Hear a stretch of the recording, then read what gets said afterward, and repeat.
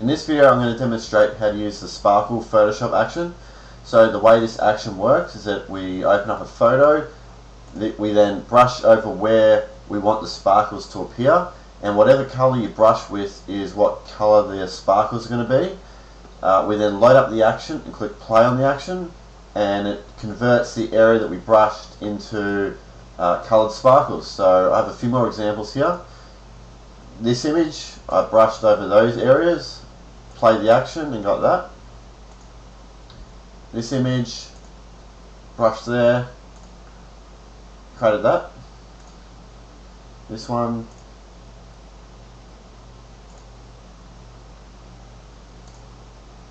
this image,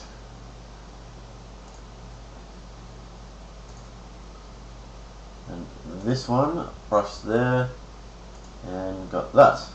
Okay, so let's now, I'll just close all these down and I'll start off with the photo here. So just a few things you need to check off before we load up the action. Just make sure your photo layer is set as the background, so it must look like this. You can't just rename the layer background and lock it. It needs to be set. So to do that, if you open up your photo and it's not set, just go to Layer, New Background from Layer, and we'll set it as the background. So still in the layer panel, just go to this top icon here and go to panel options. Just ensure down the bottom here that add copy to copied layers and groups is selected. Lastly, just go to image mode and just double check you're in RGB color mode and 8 bits of channel selected. Okay, so now what we need to do is create a new layer. So go layer, new layer. It must be called brush for the action to work, all in lowercase. Click OK. So with the brush layer selected, we hit B on the keyboard to get the brush tool out. I'm going to right click to load up the brushes.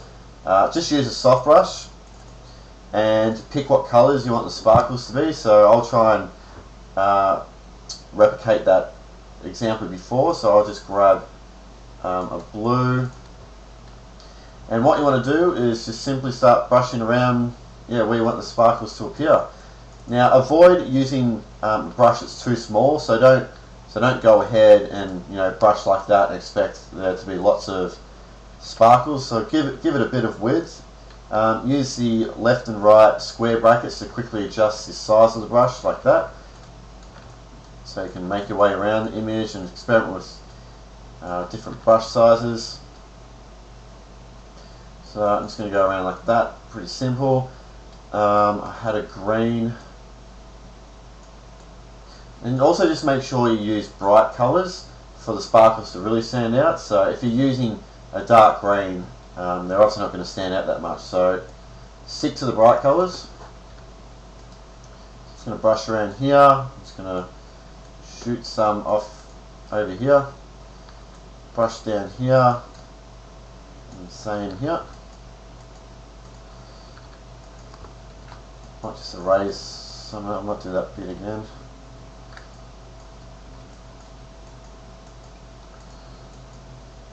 No, something like that. That'll do. So we need to now load up the actions panel. So go to Window, Actions, and it will pop up here. You need to go to this top right hand corner icon and select Load Actions, and just double click the sparkle.atn file, and it appears here. And it's all ready to go now. So this action takes between 1 and 2 minutes. So just click play and come back to Photoshop in a couple minutes time. I'm just going to skip the video ahead and get to the result, and I'll talk about what it's created in the layer panel for us. Okay, so the action's all finished, and you can see now that it has converted the area that we brushed and the colours into sparkles. So I'm just going to close this actions panel and jump into the layer panel here. The very first thing we want to do is collapse all these folders. So on a PC, hold down Control Alt, Command Option on a Mac, and just click on the arrow of the sparkles folder, and it will collapse all those folders. So let's just go from the top. So we have the brush layer still on, so you can clearly see there that the area that's converted to sparkles. Now if you run the action again, so if I delete these two and then run the action again, you'll actually get a completely unique variation of all these sparkles, so to be randomized every time. So you can always go for a different combination just by running the action again. Going on down, this layer here, increase intensity, I've got in brackets here opacity. It's because the opacity of this layer is 0. Now if you want to increase the overall saturation and brightness and everything, just click the word opacity here and slowly drag to the right, and you can see that it boosts the intensity, the overall intensity of all the sparkles. So generally it's a good one to just quickly play around with to see if you want a little bit more intensity. For this example, I'll just add about 20% or so. So here's our sparkles folder. This has all the sparkles inside. So jumping in here, we just have a bunch of folders, and if you just go down and flick the eye on and off for each one of these, you'll just notice that there's different size sparkles in each one of these folders. So you can go inside and, well, if you don't want a set, you can just hide them. Really depends what photo and what look you're going for, but you can go inside these and move them around. You can duplicate them. So if I just hold down Alt, click and drag on that layer, I can make a copy. If you make copies, you can always hit Control J to duplicate it. You can quickly boost up the brightness of specific particles.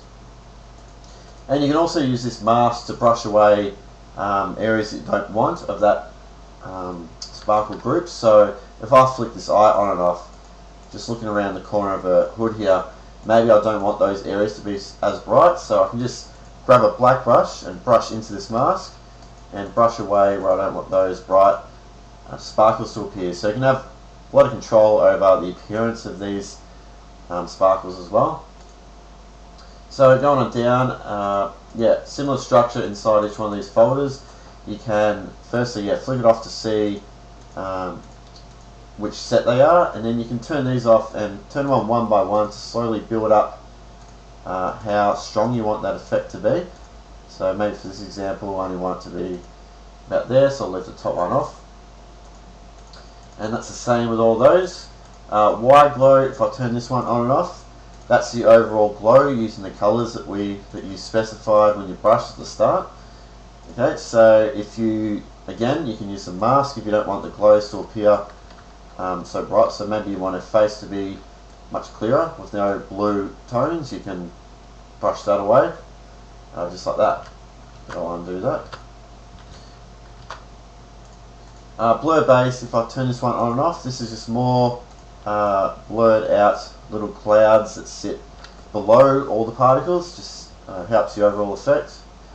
And the bottom one here is called black tint. So this is also set at 0% opacity, and you use this layer when you want the sparkles to appear more prominent in brighter areas. So for example, looking at this top right hand corner here where all these green particles are, if I just increase the opacity of this to 100%, to be a bit extreme here, you can see that those, if I flip between 0 and 100, you can see how much clearer those green particles are. So what you want to do, if you're using a very white photo, you can slowly increase the opacity of this layer, and it will slowly bring in more definition into those particles in the brighter areas. But say if I wanted to use, say if I think that looks good at 40%, but I didn't want all the black backing over all this area, I can just again use that mask, and using a black brush I can mask that away just like that. So now the black backing is, I'll turn this up to 100%, it's just in that top corner. So if you wanted to fine tune the look of these sparkles, that's also a good layer to use. Okay, so that's it. And actually just one more thing, if you can use this master folder sparkles again with the folder. You can brush away any sparkles that you don't want to appear in the design. So I can brush away all the particles over her face. You can see that there. But I'll hold down Shift and I'll hide that because I like that effect. So that's it. Pretty simple action, lots of fun to use. If you need any help with it, just email me. But if not, have fun. Thanks.